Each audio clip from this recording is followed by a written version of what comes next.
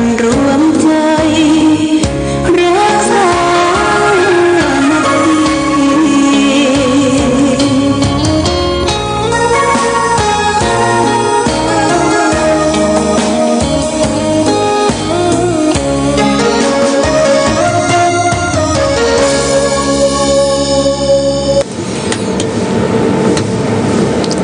สุข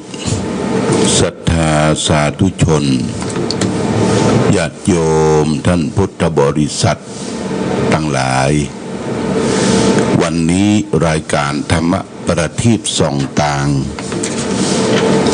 ก็ได้มาพบปะกับพ่อแม่พี่น้องศรัทธาสาธุชนญาติโยมแห่งครั้งหนึ่งวันนี้เป็นวันเสาร์ที่15เดือนมกราคมพุทธศักราช2565ซึ่งตรงกับเดือน4เหนือเดือน2ใต้ขึ้น13ค่ำวันนี้เป็นวันเก้ากองนะญาติโยมวันเก้ากองตามปกติพื้นเมืองของวัดธาตุคำเชียงใหม่วันเก้ากองนั้นเขาบ่ค่อยจะนิยมกันส่งศพส่งสักการตานคาบแต่เป็นวันที่เขาจะทำมังกรมงคลได้อยู่นะวันเก้ากองและวันขึ้น13ค่ำก็เป็นวันดีเป็นวันเสาร์วันมั่นวันนี้เป็นวันหยุดของราชการบ้านเมืองสถานการศึกษาสถานการศึกษานะเพื่อมาเปิดกันเป็นกิจลักษณะเตื้อเนื้อญาติโยมดูเหมือนก็จะเป็นวันที่17เดือนมกราคมนี่นะสถานการศึกษาโรงเรียนเป็นสัญลักษณ์การศึกษาของลูกหลานเยาวชนการห้ามการเรียนไปก็เป็นกระท่อนกระแท่นนะกระท่อนกระแท่น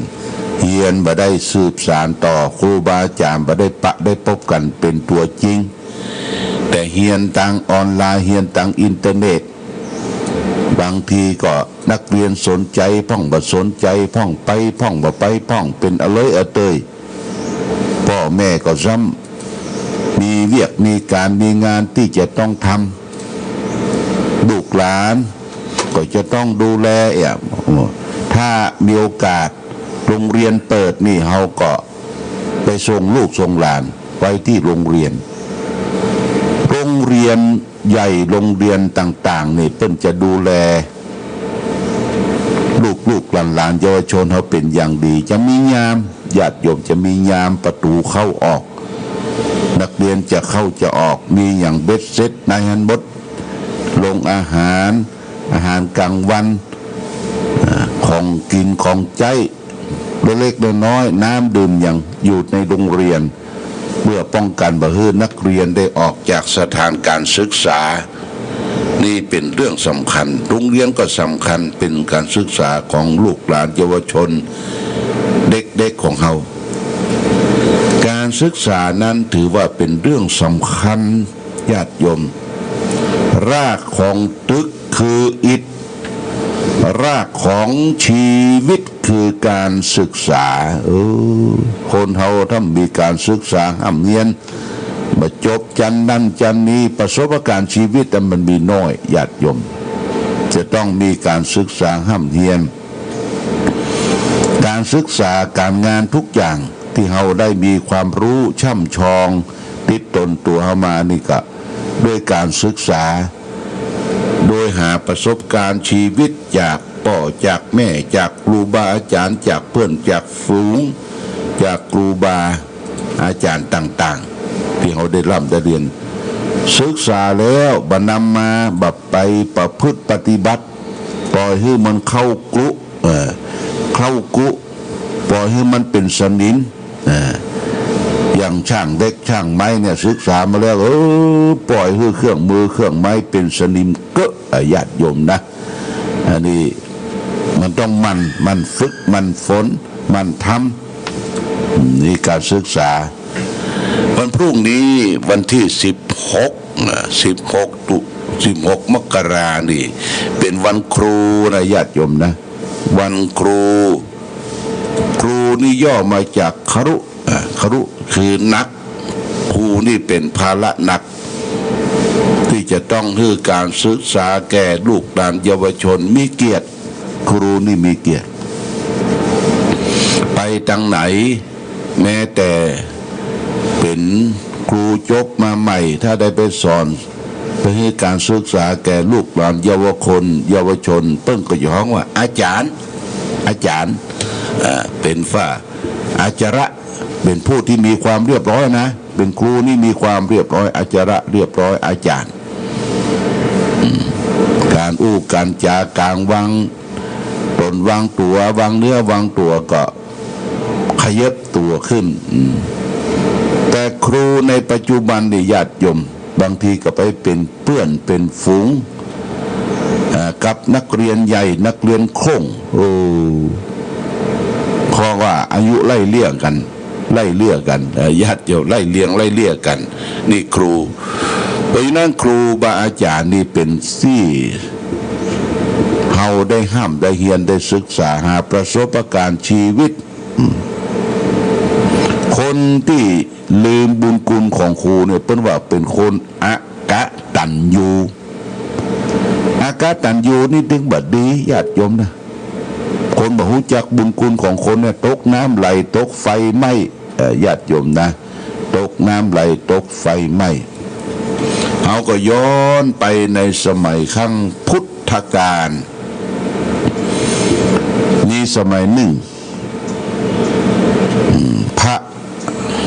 อัจฉริพระอัจฉริเป็นพราหมณ์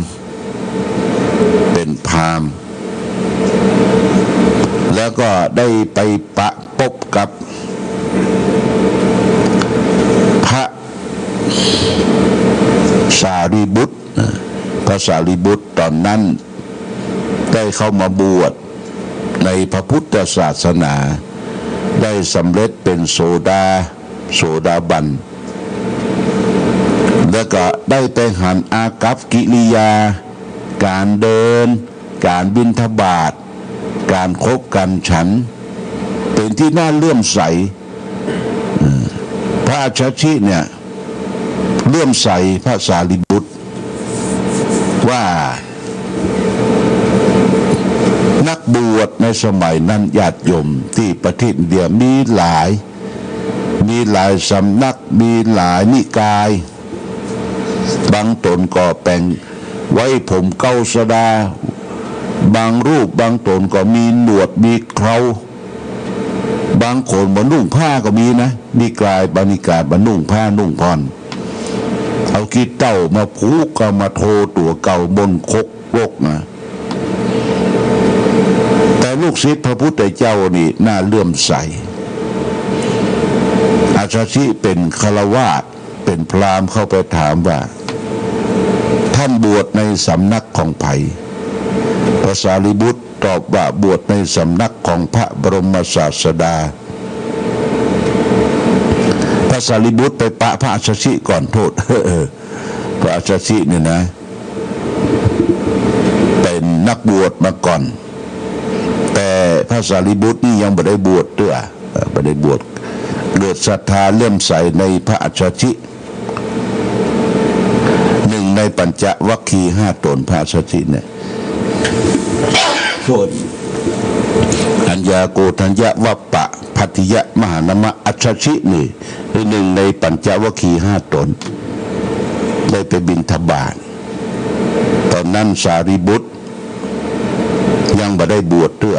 ก็เข้าไปถามว่าบวชในสำนักของไผ่พระสารีบุตรถาม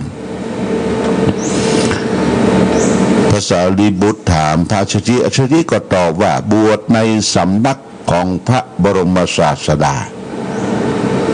พระศาสดาของท่านชื่ออย่างคือพระสัมมาสัมพุทธเจ้าเป็นลูกของกษัตริย์อยู่ที่เมืองกบิลพัสได้สละราชสมบัติออกบวชออกทรงผนวดได้ตรัสรู้ธรรมเป็นอรหันต์พระสารีบุตรก็ถามต่อไปว่าเปิ้นสอนว่าจะได้พ่องใครหู้ อาจารย์ชิก็ตอบว่าเราเข้ามาบวชใหม่บ่ค่อยที่จะหู้อย่างลึกซึ้งแต่จำได้ช็อตสั้นว่า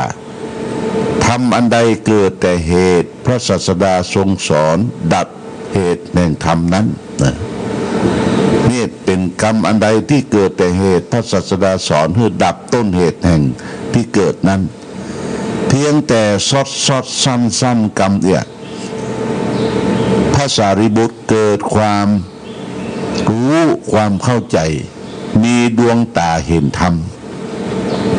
ดวงตาเห็นธรรมแล้วก็ถามว่าพระศาสดาของท่านประทับอยู่ณที่ใดอาจารย์ที่ก็ตอบว่าประทับอยู่ที่วัดพระเชตวัน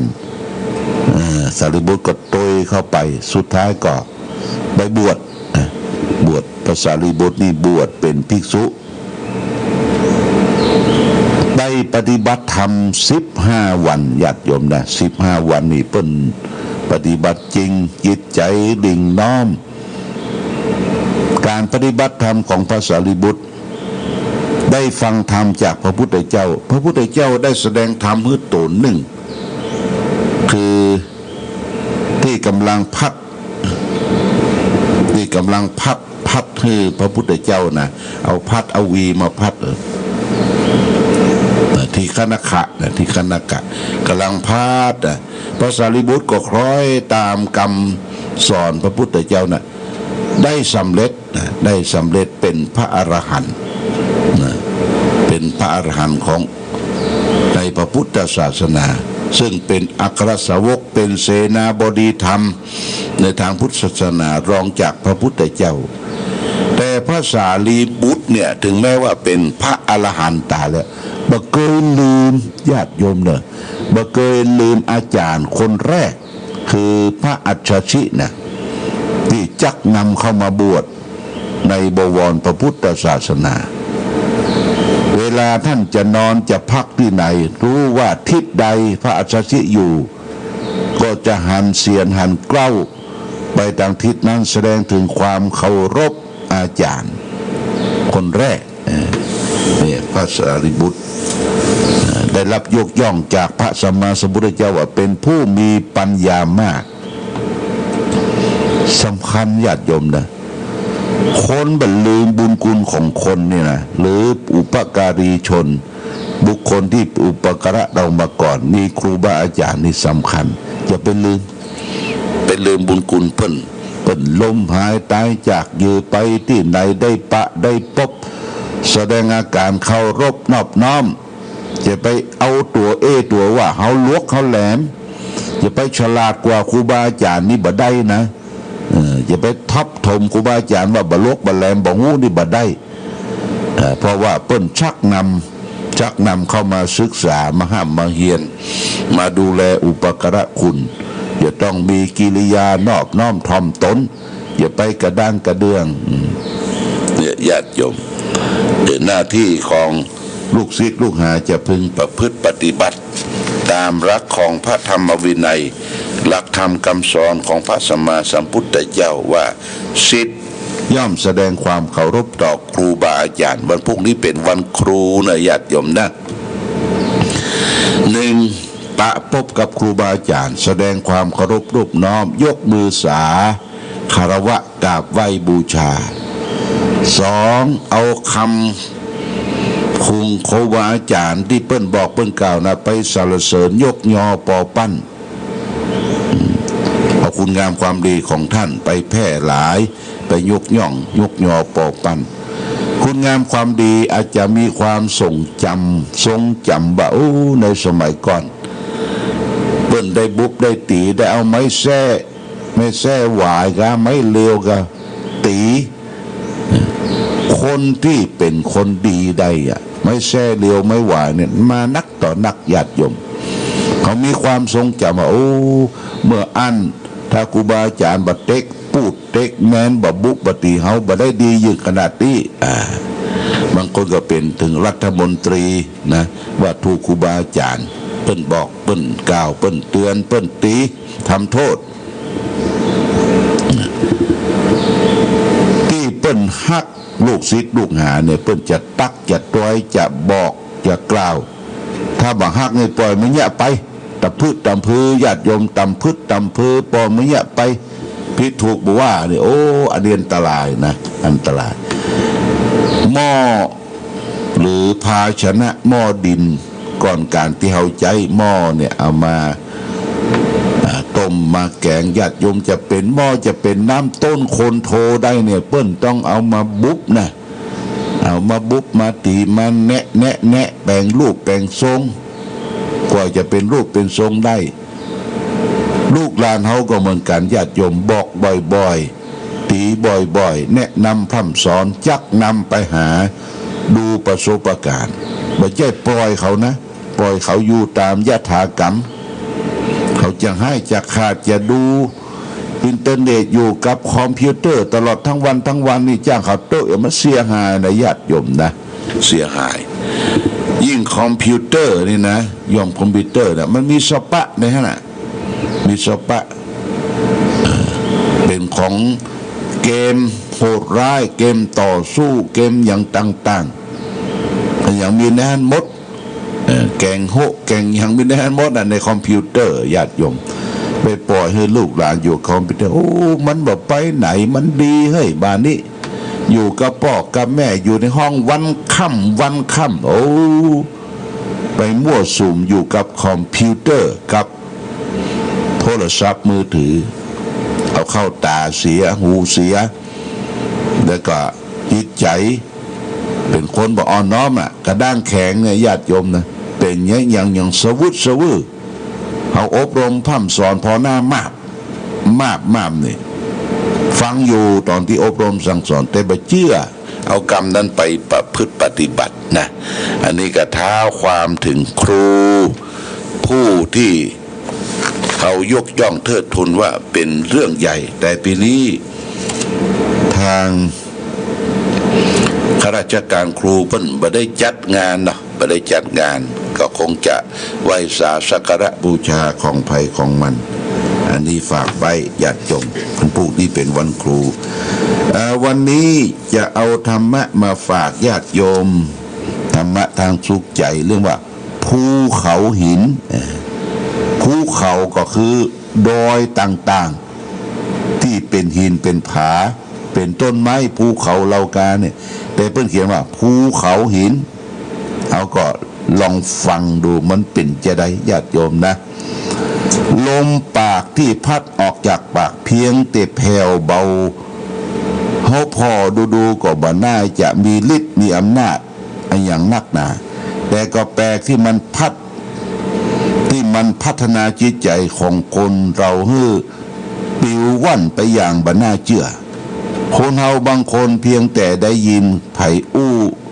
ผพูดถึง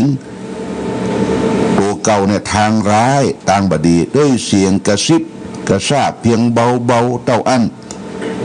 ก็เก็บเอาไปคิดจนจิตใจเป็นปั่นป่วนบ่เป็นอันรับอันนอนก็มีคนเราจึงมักจะเสียคนไปเพราะลมปากนี่อยู่เสมอดังที่กล่าวกันว่าลิ้นคนนั้นตัดคอคนมามากต่อมากแล้วส่วนใจนักปราชญ์นั้นนักแน่นด้วยเหตุผลสำเนียงที่คนอื่นเขาอู้ถึงพูดถึงตนบอกว่าทางดีหรือทางร้ายบ่มีความหมายที่จะทำให้คนอื่นดีขึ้นเร็วลงเพราะว่าโดยเหตุผลแล้วนักปราชญ์ผู้รู้คำพูดของคนอื่นไม่ใช่เรื่องที่ควรเอามาใส่ใจเสมอไปมันบ่น่าที่จะเข้ามามีบทบาททำให้จิตใจขึ้นลงไปฉะนั้นนักปราชญ์จึงบ่หวั่นไหวไปตามเสียงของคนอื่นท่านนักแน่นประดุจภูเขาหินบ่สั่นสะเทือนด้วยแรงลมภูเขาทั้งแท่งล้วนศิลาลมพัดพายุพัดพาบอกขึ้นสรรเสริญและนินทาคนกล่าวใจปราดหรือเฟื่องฟื้นหอนได้กินจนมีตบะเดชะชนะศึกอันห้าวเหือกโยธาเกี้ยวกล้าหาญแม้ชนะเท่าใดก็ไม่ปานเท่าชนะ แก่มาในใจญาติโยมนะต้องชนะใจตัวเองอันลมปากหวานลิ้น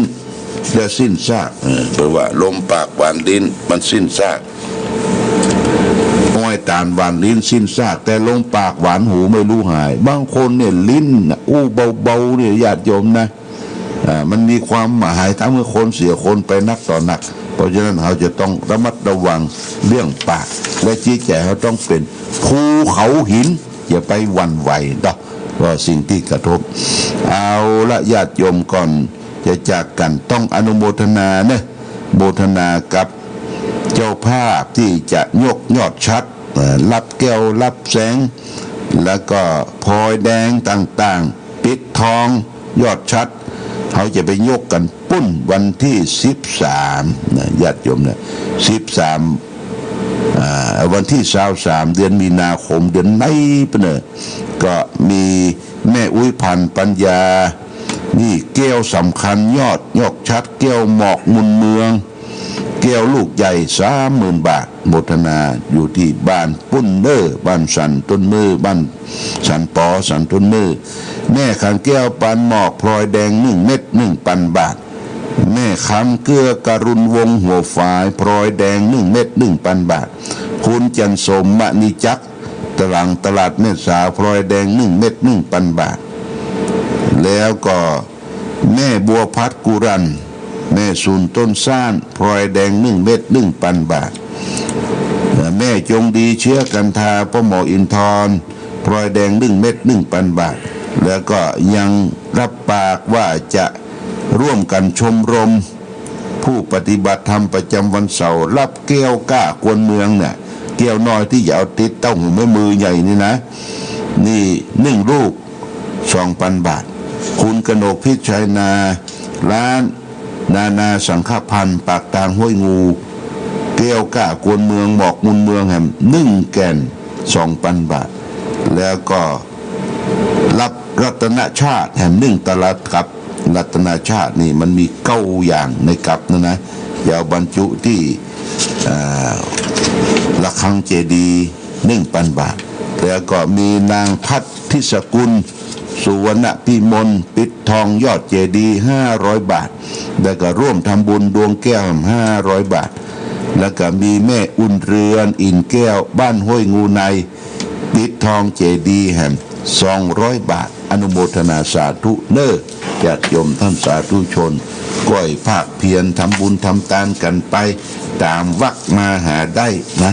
ตามวรรคมาหาได้แล้วก็จะไปลืมญาติโยมวันที่17เนี่ยเป็นวันสำคัญวันจันทร์เนี่ยนะเป็นวันเดือน4เพ็งเน้อญาติโยมเดือน4ตาลเข้าจี้เข้าหลามนะเขาก็จะได้ตามเข้าใหม่น้ำหวานอันที่เขาจะมีให้นะปาตั้งเขาบ่นึกถึงละแต่นึกถึงประเพณีที่เขาได้ทำกันทุกปีนะผลหมากหลากไม้เป็นเผือกเป็นมันเป็นบะหัวโค เป็นมันอ้อนมันอย่างต่างๆก็คุดเอามาตาลจอมกับข้าวใหม่และโดยเฉพาะอย่างยิ่งศรัทธาวัดพระบาทอุดมเขาก็จะตามเข้าประจำปีเงินประจำปีหลังคาละ120 บาทเนอะและเงินประจำปีแล้วแต่จะทำบุญทำทานตามเจตนาเพื่อจะได้เอามาเป็นค่าค่าไฟไปทำบุญทำทานวัดเหนือวัดใต้เป็นการบำรุงวัดประจำปีขออนุโมทนาสาธุณโอกาสนี้เอาละวันนี้รายการธรรมะประทีปส่องต่างได้มาพบท่านก็พอสมควรแก่กาลเวลาขอท่านทั้งหลายจงได้มีความสุขความเจริญยิ่งขึ้นไปรายการธรรมะประทีปส่องต่างต้องขอลาก่อนขอผู้ฟังจงตั้งมั่นจิตหันษาด้วยธรรมะขององค์พระพุทธาได้นำพาให้เกิดความสุขสงบเย็นขอเจริญพร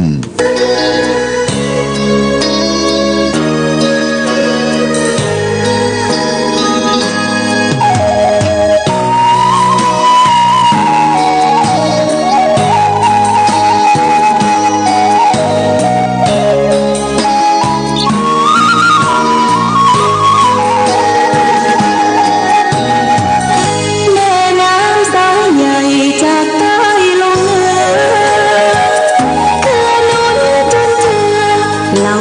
ชื่